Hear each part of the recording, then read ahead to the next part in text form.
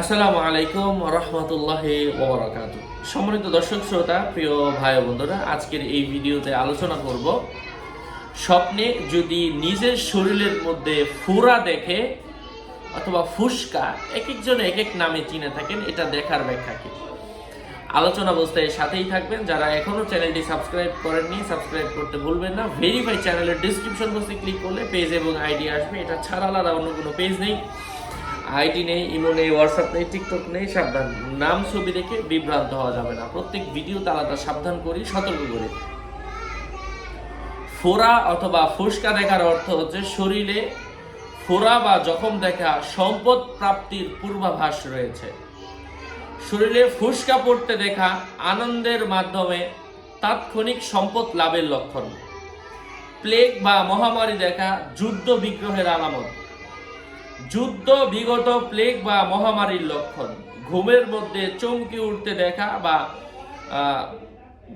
ভীত সন্ত্রস্ত হওয়া শুভ লক্ষণ নয়। বেহুশ হতে দেখাও শুভ লক্ষণ নয়। নিজেকে অসুস্থ এবং মৃত্যুর নিকটবর্তী হতে ও মৃত্যুবরণ করতে এবং তার স্ত্রীর অন্যত্র বিয়ে হতে দেখলে স্বপ্নদ্রষ্টা কুফরি অবস্থায় মৃত্যুবরণ করবে। স্ত্রীকে অসুস্থ দেখলে তার স্ত্রীর দিন ধর্ম উত্তম হওয়ার সম্ভাবনা রয়েছে।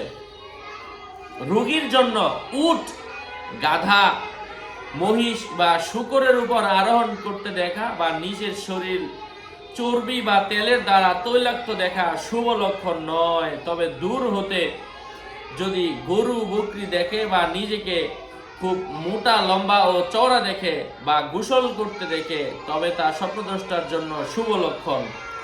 তার প্রতিটি রোগের জন্য রোগ মুক্তি, শান্তি ও নিরাপত্তার ইঙ্গিত বহন করে থাকে।